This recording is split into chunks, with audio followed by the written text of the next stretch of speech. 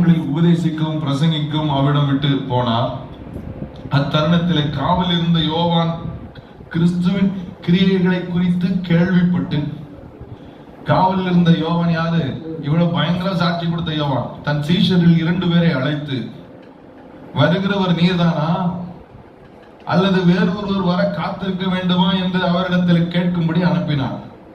ஒண்ணுமே செய்யாதப்போ பயங்கர சாட்சி. ஞானஸ்நானம் எடுக்க வந்தப்போ உலகத்தின் பாவத்தை சுமந்து தீர்த்தத்தை மாட்டி ஊழியம் வளர்ந்து ஞானஸ்நானம் கொடுக்க ஆரம்பிச்சப்போ கூட கொஞ்சம் பரவாயில்லாத சாட்சி.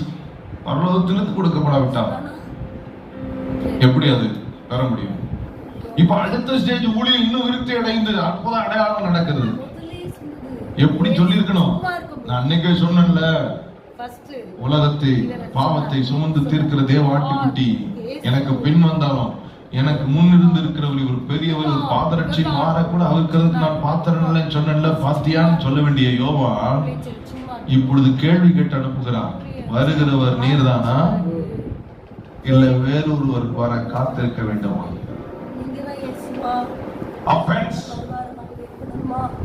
மாம்சத்தின் கிரியை.